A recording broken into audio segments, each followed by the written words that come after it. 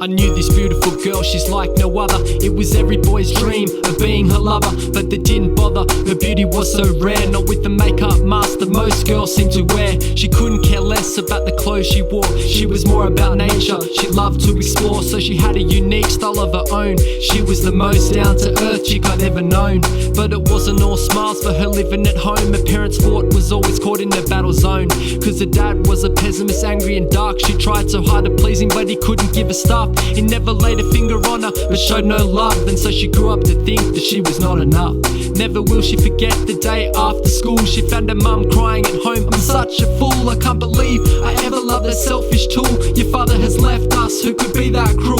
And from that point on, they were on their own. With little dough, they had to sell their country home. Saying goodbye to her friends, left a hole in her chest. The scene changed, moving to Sydney's outer west. Starting at a city school, she was never so stressed. No one ever talked to her, she was lonely and depressed. And other girls at the school were not impressed. They would tease and make fun of how she dressed. Cargo pants, surf top and a sports vest didn't match with the skirts, lipstick and the short dresses. So fitting it became quite a challenging test. All she wanted was to be home with her friends again. The odd one out, she was sick of being assessed, so she changed who she was to be like the rest. Conforming to the group led to her success. Impressed, a group of girls approached and said, hey, please have lunch with us, be our guest. The worst thing she ever did was to say yes.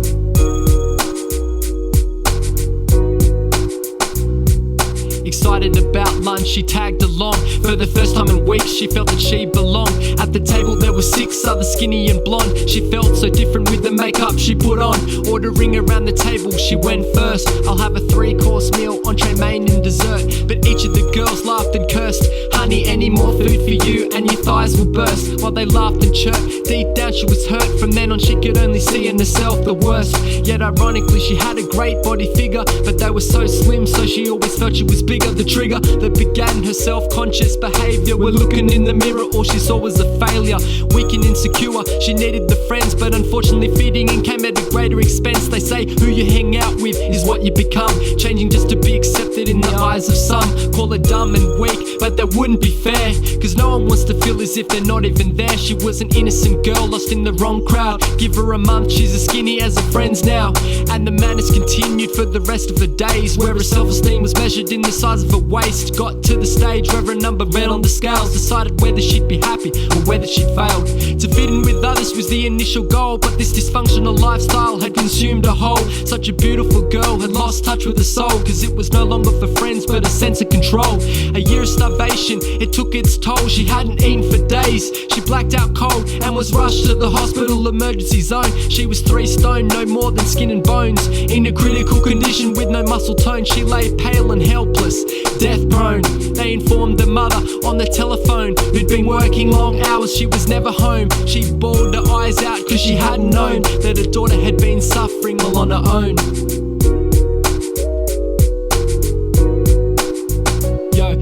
As soon as I heard, with deep-seated dread, I was the first to see her lying in a hospital bed, with tubes into her stomach cause she couldn't be fed. Surrounded by doctors, I grabbed her hand but they said, please step back, this is a code red. It was too late as she grasped for her final breath. They tried everything they could, but she was dead. Her hand went cold, I wish it was me instead. And ever since that day my heart has bled. She was murdered by an evil voice inside her head. And the reason that I know that this story is true is cause I was her brother who saw the hell she went through. If she had the chance, I know what she'd want me to do to ensure this tragedy never happens to you. And for the guys, the moral still applies. You may have to deal with this one day in your daughter's life, cause our girls are being hypnotised, paying the price, falling short of skinny thighs and the big breast size. If you don't make the cut, then you criticise, whether self-inflicted or judgment through public eyes. But the fact of the matter, young girls died trying to protect an image that can't be satisfied. And it's the same struggle for every Western teen. What we're seeing in every magazine and TV screens are beauty queens, tall, brown, skinny and lean, who become the role models we would die to be.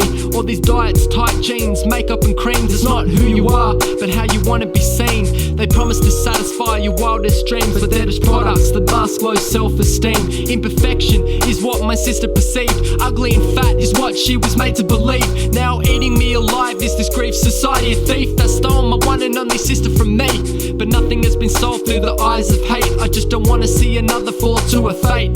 Cause we all have that mate who thinks they're overweight. Just make sure they think it's straight before it's too late. Cause we all have that mate who thinks they're overweight. Just make sure they think it's straight before it's too late.